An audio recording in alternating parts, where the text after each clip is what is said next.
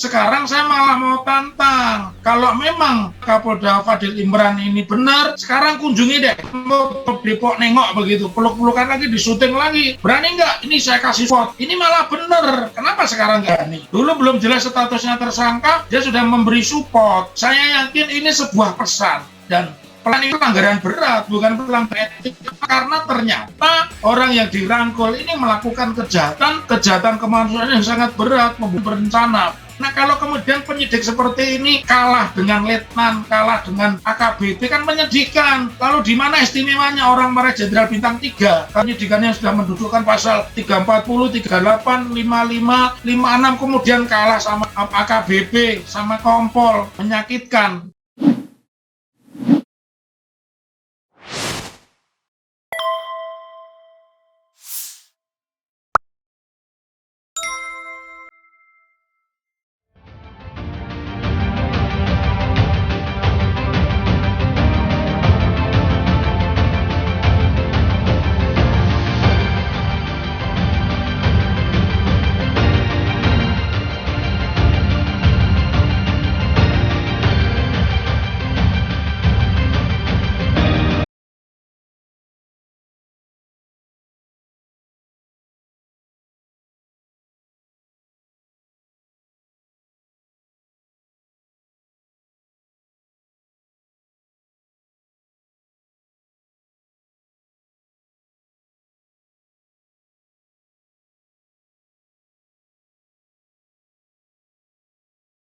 Ada beberapa catatan saya. Yang pertama kaitannya dengan Komnas HAM. Ini sepertinya lembaga Komnas HAM ini sudah sakit kembung ya, sakit kembung, sehingga dia lebih banyak berbicara yang sifatnya itu fragmentasi. Jadi seperti sebuah sinetron, dan kalau kita bicara fragmentasi berarti ini kan sebuah skenario yang sudah ini ada satu proses sekarang melibatkan orang yang punya otoritas di bidangnya, misalnya seorang ahli pidana, ya, kemudian Komisi Nasional Hak Asasi Manusia, kemudian Komnas Perlindungan Anak misalnya, dan atau Komnas Perempuan. Lembaga-lembaga yang memiliki otoritas ini membuat framing sedemikian rupa yang pekerjaannya lebih tepat pekerjaan sebagai seorang PR, public relation, dan itu lebih cocok dikerjakan oleh penasihat hukum dari PC ya, karena memang fungsi seorang penasihat hukum ini selain dia memberikan nasihat, dia membangun public speaking yang bagus ya, dan ini sudah dimulai. Jadi kita misalkan bisa lihat Komnas HAM mengatakan bahwa kemudian dia mengangkat salah satu sebabnya adalah peristiwa itu motif. Nah, saya sebagai ahli pidana bilang hukum pidana kita itu tidak mempersoalkan motif ya, tidak mempersoalkan motif ya. Pidana itu kita itu akibat aja, orang punya niat jahat, kemudian tujuan jahat dan berakibat jahat ya, itu saja yang cukup dibuktikan oleh jaksa. Tetapi di dalam peristiwa ini kembali dengan penyebutan Ketua Komnas HAM Taufan Damanik yang mengatakan secara disadari atau tidak, tapi tidak mungkin ya dia seorang aparatur negara yang posisinya menjaga hak asasi manusia Indonesia, masa dia bisa keceplosan bicara tentang mafia. Nah, artinya ini ada upaya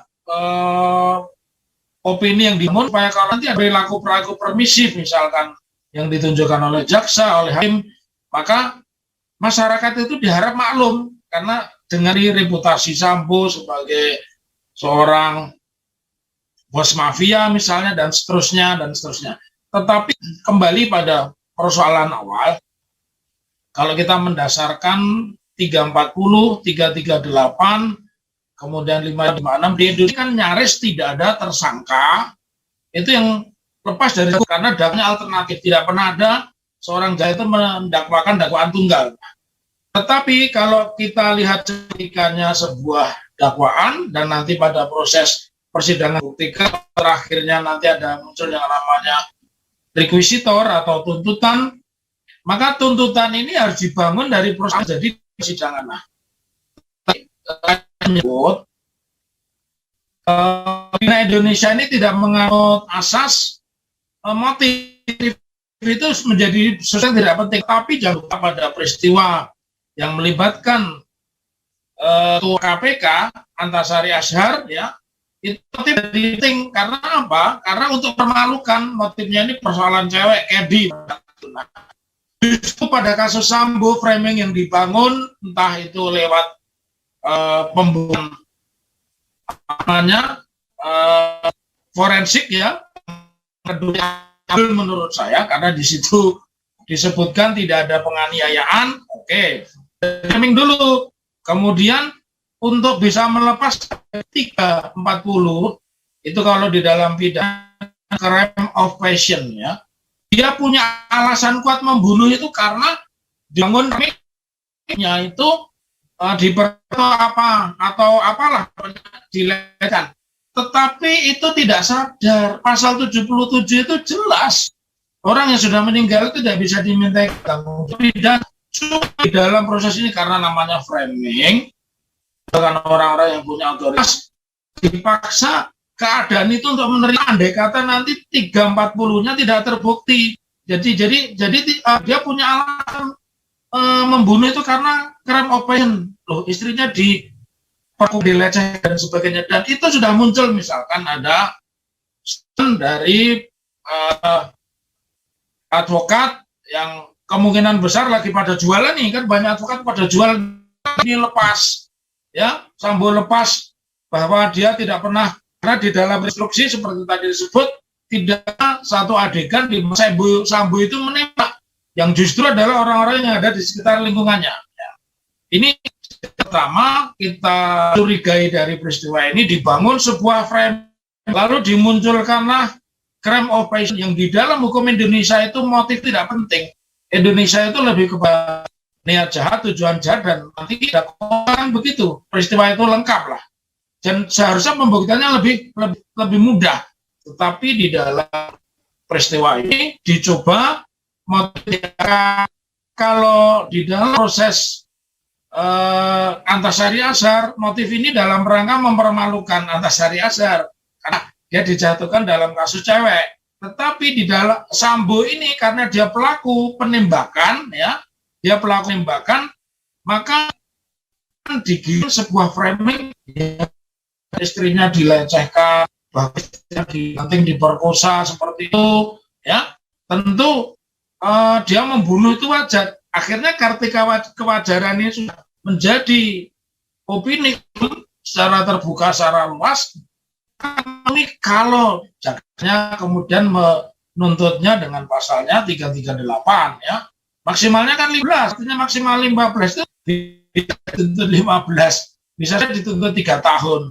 Karena di Solo ada juga melakukan pembunuhan orang bersepeda motor dengan menggunakan mobil Mercy, cuma dituntut 1 tahun, dan akhirnya di pengadilan tinggi kena 10 bulan. Ya, terus kompensasinya dia bangun di Solo itu menjadi solar rumah pribadinya, dikasih pokoknya diperbaiki lah itu. Saya kalau tiap orang ke Solo pasti lihat itu. Nah, artinya kalau saya sebagai pemerhati perkara-perkara pidana yang diwaspadai ini, justru framing ini sudah dibentuk, opini diciptakan di mana-mana, satu ketika orang akan dipercaya. Karena ini crime of passion, dia punya hak dong menegakkan hak martabat. Lalu dimunculkanlah tadi, misalkan Mbah Seto, ya, kalau saya menyebut Kak Seto nggak tepat, itu rambutnya palsu kan, itu udah putih semua jadi Mbah Seto itu. Mbah Seto itu kalau nggak salah sekampung halaman di Surabaya tuh kelihatannya, ya. Nah, kalau itu sudah dimunculkan pembelaan sedemikian rupa, kemudian Komisi Perlindungan Perempuan juga sudah berkomentar yang sama, dan Komnas HAM berkomentar yang sama. Oleh karena itu, di dalam proses ini yang kita orang pidana menyebut sistem pidana, dimulai dari penyidikan, kemudian penuntutan, dan akhirnya proses pembelaan, maka semua itu sesuai dengan ketentuan 185 KUHP yang buktikan itu apa yang tersaji di persidangan. Nah, nanti senyampai di pernyataannya Mas Ahmad Khosinuddin, Kalau saksi-saksinya tidak lempeng, saksinya sudah lebay, bisa jadi kan, ini pendapatnya para ini yang mengatakan bisa saja Sambo lebay pembunuhan, itu oleh hakim menjadi sebuah hal yang menurut hakim itu benar. Padahal kalau saya mengkritik, hakim kita itu nggak ada yang pakai teori, dan oleh karena itu cenderung bukan praktek disparitas. Apa itu perbedaan perlakuan? Jadi kalau kita melihat dari sisi hukum acara, manapun alasan-alasan pas yang atau ditersangkakan dengan pembunuhan berencana 340, 338, mungkin dapat penangguhan. Kita menemukan itu, dan nanti di pengadilan jangan kaget, objek menjadi objek pra-peradilan dengan sedang bahwa Budiawan pada saat melakukan perbuatan itu tidak berkedudukan sebagai penyidik, sehingga dia tidak bisa tersangkakan dengan pasal tuduhan korupsi karena dia tidak berkedudukan sebagai penyidik. Nah, akhirnya penetapan sangka dibatalkan. Inilah yang disebut sarpinisme. Nah, khawatiran saya nanti sarpinisme ini melembaga sebuah perilaku dan akhirnya digunakan oleh pengadilan. Masyarakat sudah menerima karena sudah di framing legal opinion di mana-mana yang mengatakan tidak mungkin itu pembunuhan berencana, wajar lah melindungi istrinya dan sebagainya, kecintaan pada istri. Nah, itu di dalam kesempatan yang berbahagia ini saya menginginkan di dalam peristiwa kasus Sambo, masyarakat jangan berhenti ya, jangan berhenti pada proses rekonstruksi. Lihatlah nanti di proses penuntutan, di proses pemidanaan. Nah, artinya apa? Ini harus kita ramaikan terus. Ya, mau aksi BBM pun tetap harus kata-kata Sambo disebut karena ini momentum yang sangat strategis untuk polisi melakukan dua hal.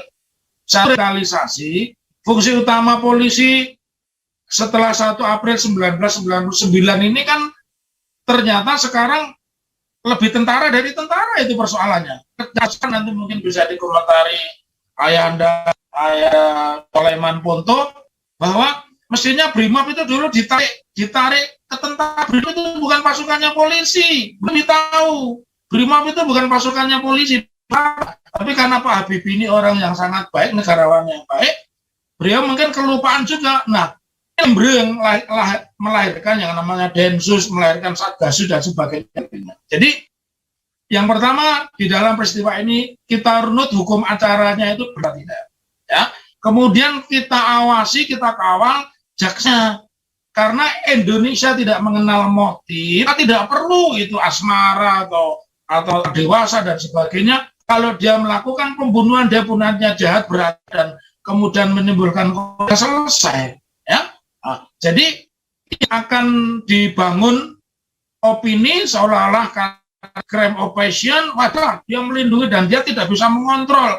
Kamu yang begitu kuat melindungi harkat dan martabat, padahal fakta-fakta lain kalau kita ingin sebut, ya harus dibuktikan ya. Di rumah Sambo itu kan tidak ada foto istrinya, maka jadi pertanyaan, fakta mana yang benar ini? Dia membunuh itu karena melindungi istrinya, atau dia membunuh itu hanya alasan saja dia melindungi istrinya. Jadi harus dibuktikan. Tetapi sekali lagi, kalau kita konsisten, hukum pidana kita tidak mengenal sebuah pidana itu motifnya apa. Tetapi rumusan pasal terpenuhi akibat, ya sudah, bahwa itu lengkaplah buktinya. Begitu, Cak Slamet. Ya, Dr. Muhammad Taufik, tadi sebagaimana yang kita bicarakan, dugaan pidana pembunuhan itu satu hal yang sekarang lagi dikawal sebagai bagian dari pengawalan terhadap proses hukum Ferdy Sambo. Tapi juga ada proses yang tidak kalah penting terkait dengan dugaan pidana obstruction of justice, bagaimana yang saya singgung tadi ke Pak Sulaiman Ponto tentang beberapa Kapolda yang oleh liputan Tempo juga disinyalir diduga melakukan hal yang seperti itu. Apa catatan Anda, Dr. Muhammad Taufik, soal hal ini agar berjalan berseiring sesuai dengan keinginan yang dikehendaki oleh publik, Dr. Muhammad Taufik? Ya, saya menginginkan karena polisi dan tentara ini hampir mirip sifat-sifatnya, sehingga sebenarnya ketika pelanggaran pidananya terbukti, tidak penting pelanggaran etika atau tidak, tapi pelanggaran pidana ini tetap harus diproses pidana. Di tentara kan seperti itu, bisa ini pelanggaran etika saja. Masa sih menghilangkan barang bukti, ya, menghalangi penyidikan, kemudian menyembunyikan, dan mungkin ada pencurian kalau misalkan dibuktikan ya pemindahan rekeningan di saat Brigadir Joshua Nobriansah sudah, kenapa rekeningnya bisa dikuras? Ini ada peristiwa lain. Justru saya mencurigai PPATK ini tidak reaksioner. PPATK reaksioner ketika di Bogor ada sih menggunakan mata uang dinar. PPATK reaksioner ketika untuk rekening FI, rekening HTI, dan yang terbaru ACT misalnya. Di dalam peristiwa ini tidak boleh mendengar suara PPATK. Ya.